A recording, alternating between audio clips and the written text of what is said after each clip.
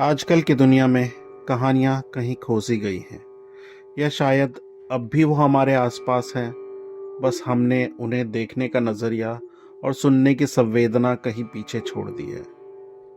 हर चेहरे के पीछे एक कहानी है, हर चुप्पी में एक अधूरा संवाद।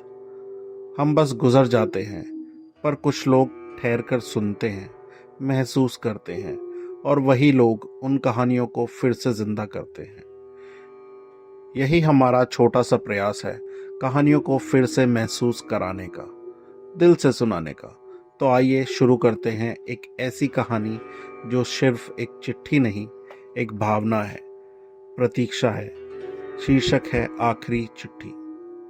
दोपहर की धूप आज कुछ ज्यादा ही तनी हुई थी, जैसे आसमान ने अपने सारे गुस्से को सूरज की किरणों में बांध दिया हो। गांव के उस पुराने डाकघर की टीन की छत सुलग रही थी।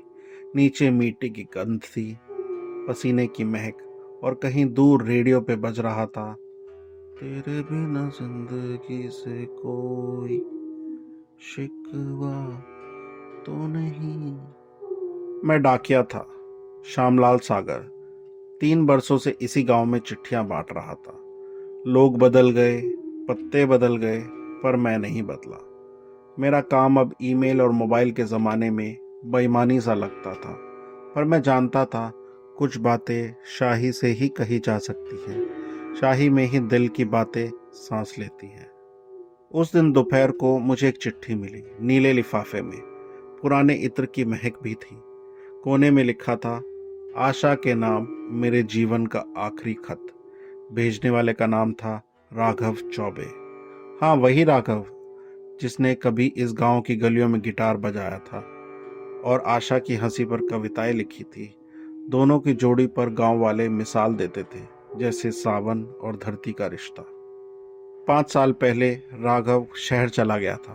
कहते हैं नौकरी लगी थी, और फिर वही लौटकर कभी नहीं आया। आशा ने इंतजार करते करते शादी नहीं की।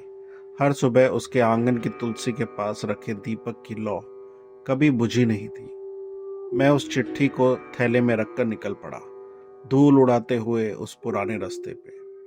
पीपल और अमलतास खामोश खड़े थे, जैसे जानते हो आज कुछ अनकहा होने वाला है। आशा का घर वही था, तालाब के किनारे वाला। वो खामोश बैठी थी, हाथ में उबले चने का कटोरा और आंखों में ठहरी हुई थकान। मैंने धीरे से कहा, आशा, तुम्हारे लिए चिट्ठी आई है। वो मुस्कुराई, जैसे बरसों बाद किसी पुराने गीत की पहली पंक्ति सुनी हो।